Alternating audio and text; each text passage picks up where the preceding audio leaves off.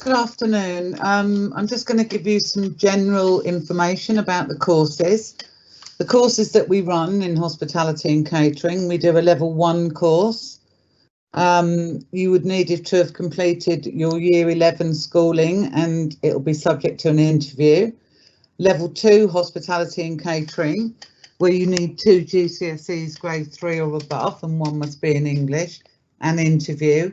And our level 3 hospitality and catering, where if you've achieved a level 2 qualification in hospitality and catering, and you will need an interview for that as well. You will study at the Princess Road campus, that's where our kitchen and restaurants are, and you will experience working in the on-site college and restaurant to gain realistic skills. Students will be also required to complete a period of work experience. That's mandatory and that will help you in the future for when you go out and get a job. All the courses are run at the Princess Road campus and you will be required to purchase a uniform. At level 1, the cost for the uniform is £160 and the details for that will be posted to candidates over the summer. At level 2, it's £206 and these details will also be posted to you over the summer.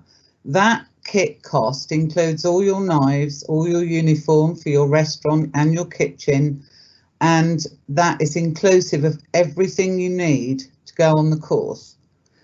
On-site lockers are provided and they'll be supplied for you free of charge, which you can use to put all your clothes in, keep your personal belongings in. You will need to get a padlock, but further details of that can be sent to you. If you need any support at all, you can access support at bursary@chelmsford.ac.uk, and also you can go onto the website and access student support at chelmsford.ac.uk. The uniform will also include a textbook, and the textbook is very useful. It's something that you can use at home and within the college environment. The recipes that we use are based on the textbook, so if you need to do further study, you can. And you've got something to relate it to. All students who have not achieved an equivalent to a grade 3 in English and Maths will be required to study English and Maths. If you get English at grade 3, you will only have to do Maths. If you get Maths, you'll only do English, and this will be put on your timetable. It may be a GCSE, it may be a functional skill.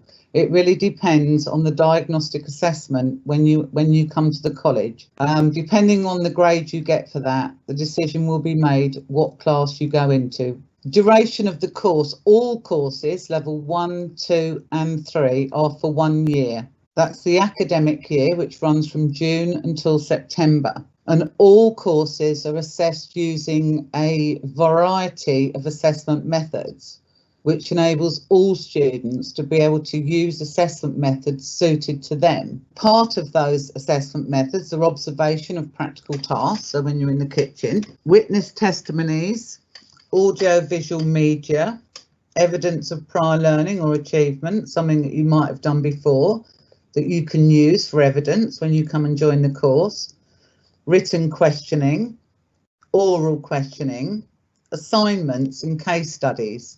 It enables equal opportunities for everybody to be able to gain the evidence that we need to pass the course. My name is Keir Keeble and I've been a chef lecturer at Chelmsford College for many years.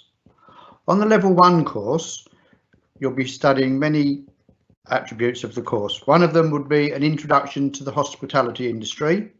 So we would look at maybe people working in a small cafe or a large hotel, or even working on cruise liners. The hospitality industry is vast.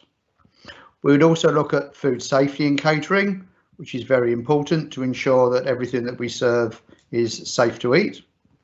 We would be looking at food commodities, how they're purchased, how they're kept, things like that. We would also be looking at the use of kitchen equipment, how to use it safely and correctly. We would be cooking various food preparation tasks. We would include roasting, baking, frying, stewing, braising and steaming. We would have a look at healthy eating and how we should pursue that in our menus. And lastly, we would look at customer service in the hospitality industry. If you complete level 1 at the college, you can then go on to a level 2 course, and really you're building on the skills that you're going to be learning at level 1. So it gives you a broader knowledge of the subjects that you studied at level 1. Some of the mandatory units studied at level 2 are health and safety, so you're building on that health and safety again. Food safety and catering, making sure everything that you do is hygienic, because remember, we're going to be serving our food to the public. Legislation in food and beverage service, which means the law around food and beverage service. Things like, are you over 18, who can you serve, how old you are, and all the things that the law requires for people to drink alcohol. Prepare, cook meat and offal, prepare and cook fish and shellfish, prepare and cook fruit and vegetables, prepare and cook poultry, principles of customer service and food service. And the last one is investigate the hospitality industry. So it gives you a broader opportunity to look at the jobs that are available in the catering industry. As Keir said, they're vast and they include all of us. There's lots and lots of jobs from the top level right down to being a kitchen porter. So with the level 3 hospitality and catering qualification, this is an opportunity to develop and refine your skills and do more complex dishes at level 3. There are 5 mandatory units involved, one being a theory or assignment-based unit, and that's the principles of food safety supervision for catering. The 4th practical units are advanced skills and techniques in producing fish and shellfish dishes, advanced skills and techniques in producing vegetable and vegetarian dishes, advanced skills and techniques in producing meat dishes, and advanced skills and techniques in producing poultry and game dishes. There are 18 optional units that we can do, and we have to do a minimum of 1 of them. Some of these examples are producing petit fours, producing paste products, principles of preparing and cooking and presenting cold products, principles of preparing, cooking and finishing pasta dishes, fresh pasta dishes, produce fermented and batter products, or practical gastronomy. Once you've achieved a level 3, this will stand you in good stead for when you're looking for a job for the future. I've had one student or one applicant raise a question about the bursary. I kind of have responded back to that, but effectively, if you want to email the bursary on the email address I provided, then we can look into individual circumstances with regards to any assistance we can provide, both with the payment of the uniform and the other costs as well for the course. As the previous people have mentioned about the courses, level 1, 2 and 3, all of which are designed to help prepare you for working in hospitality and catering, which has already been mentioned is a vast industry. You are back at college, you are still in full-time education, so to supplement the practical aspects, there will also be an hour's tutorial each week. The tutorial builds on things you may have learned at school already and just helps prepare you for your wider working life. Really helps you sort of things like producing CVs, being internet savvy, being safe, general well-being, and it's 1 hour a week for this. In addition to that, you have some time in the assessment centre for independent study. The course requires you to, it's a very practical course, hands-on, and you have the opportunity to sit in front of a computer, work on a remote learning package which we provide, which will expand your knowledge. There's plenty of videos on there to show other skills you may not have seen in the kitchen. It's also ideal if you've missed a day to catch up on some of the skills, but it also gives you the chance to look at other things that are out there in the wider world. Some of you may have seen MasterChef, some of you may have watched the Great British Menu, all of which give you opportunity to catch up on them on the computer as an interest factor. You need to be motivated and interested in cooking in order to sort of be successful on these courses. Now, we do also have, as mentioned earlier on about work experience, a wide range of employers in the local area and surrounding areas, and even where you live quite far out, that support our students and offer them work experience. We also have some master classes where some of these employers come in This includes recently the local butcher that's come in and has done a breakdown of beef, lamb and pork for the students to see the joints. Many people nowadays just buy their meat pre-prepared, no idea where it actually comes from, so that's a useful skill. We also do various visits and trips. Example, the Billingsgate Fish Market, which is a very early morning trip. Wide range of fish and shellfish to see to help support the qualifications doing at college. Opportunity to buy some fish you may not have seen, or shellfish even, bring it back to college and help cook. We also have some guest chefs come in that do various bits and pieces with us. So these are embedded into the course that you are doing. This brings us to the end of our presentation. I see the slide's still not changed yet to the picture of some nice food that we've done and the restaurant working. Thank you, Kevin. Kevin, while I've got you, I've had a question coming about, will students be serving to the public? Could you fill that for us, please, if that's possible? Certainly can. Both the mainly the level 2, but also the level 1 and some of the level 3. We do run the public restaurant. This gives you the opportunity to work in what is called a realistic working environment. We have a bar, we have food that comes from the kitchen, external customers come into the restaurant. We have a core of customers that come in to support our students. They come in for lunch at the moment, and they can have a 2-course or a 3-course lunch, or just a simple snack, because we also have a coffee bar that's open. And yes, we are serving members of the public, and it's important to realise that you may want to be a chef, but no matter how good the chef is, once the food comes into the restaurant, you're relying on the restaurant to make that food as customers appreciate that food as much as possible. So this is one of the wider skills that you learn in both all levels.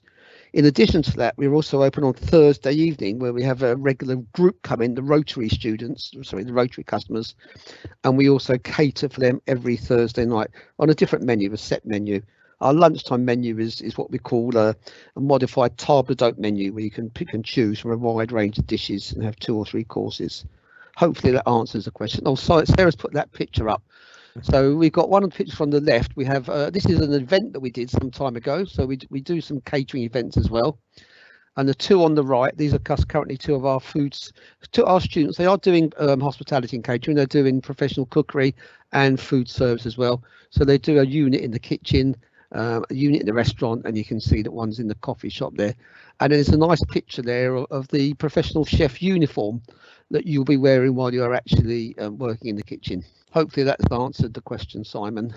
Yes, Kevin, thank you very much. I'm right in thinking as well, on that screen we're looking at the moment, the bottom right hand corner is the Princess Room restaurant. So you can see that laid out? Yes, that's just one restaurant. One of the tables being laid up for in the steps of being laid up.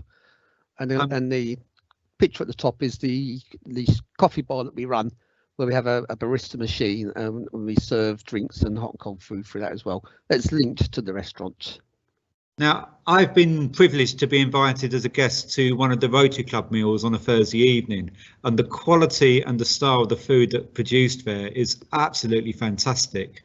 I was just wondering if you could tell us a bit more about the menus and the style of the food, because I think particularly at the start of the year, the quality of food that comes out for students that have been here for a number of weeks is fantastic. So I just wondered if you could highlight some more information on that for me, please. I think one of the things to remember is that the qualifications you're doing are professional qualifications. So even though you may enjoy cooking at home and you may have done some cookery at school, the food, as Simon just said, that's produced is restaurant standard. You would quite happily go out and pay £10 or £15 for the similar type of food that you're having. Lunchtime menu changes termly, so it sort of ties in with the seasons a little bit and what food's available. But every Thursday night it's a different menu, so that gives you a wide choice of dishes to see. And as Simon said, you know, it's good quality food. Oh, it's fantastically quality. Yeah, very good quality food. And clearly the cakes and the pastries that you make on the coffee shop as well are absolutely brilliant. And I think the standard of that food is fantastic. I've got another question I just wanted to ask Hilary, if I can, please. I know last year there was a lot of different work that was done for different charities. We did kind of coffee mornings and cakes being made all over the place. So I just wondered if you could kind of give us a bit more information about some of the events that happened last year and how the catering and hospitality students supported those events. I can, Simon. Thank you for that. Yes. important to me that we engage students in the wider world, and one of the ways we do it is if a charity, for instance, like Guide Dogs for the Blind, it could be a cancer charity, it could be an education charity, ask me if we can do, normally we've been doing afternoon teas. That is usually what I offer people. One of the things I did forget to mention, which is why I'm glad you said that, Simon, is that on the level 2 course, you will also be doing some pastry units. You'll be doing dough, you'll be doing cakes. And so therefore, if you have a special interest in pastry or patisseries, you'll be able to, you won't feel left out that you're only doing larder like meat and fish.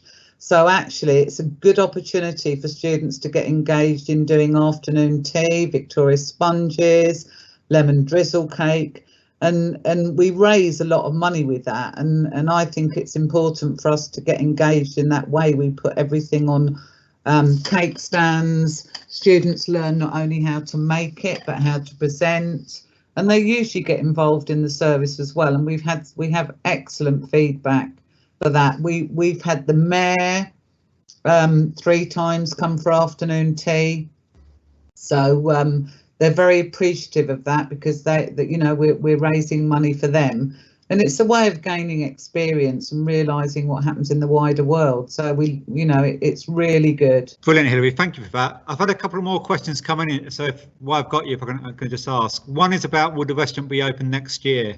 Now, I know clearly our intention is to try and open normally as we would do. And I'm kind of well aware with the current lockdown and restrictions that may be a delayed opening. But I think I'm right in saying that we are still planning to open as normal next year. It just may be a delayed start. We need to follow government guidelines, and as that changes, we will follow that. But our intention is to try to open as soon as we can to give students that experience. Most certainly, we will have the coffee shop open, which we will be able to sort of like operate at a social distance. Obviously, we'll look at the government guidelines, but we want to get it open as soon as we can so students can experience that real work experience. It's important. Another question coming about funding as well, from an applicant who says, if they do the level 1, then the level 2 and then the level 3, would they have to pay for the last year of the course? And I will respond back to that individual, but that's very much dependent on individual circumstances and your age and funding requirements. So we'll have to look into that. So I will respond back to you, and hopefully we can kind of follow up with that afterwards. One of the events I look forward to each year is the Billingsgate Market, and that's because I'm a big fan of fish. And I know when you go down there and you buy all the fresh fish and you bring it back here, you serve it from the coffee shop and serve it from the restaurant, and for the next few days there's loads of fish dishes. I know that's an early start, and I know there's a lot of work that goes into that. But there's also other events I know where students had the opportunity to go out and experience fine dining. And I'm wondering if Kevin or Hilary, if you can kind of give us some feedback on some of the experience that students had last year, where they went out to restaurants and some of the pubs and experienced some of that food. I think I might have lost Hilary. Kevin, are you able to respond to that at all? I can answer that, yes. Yeah.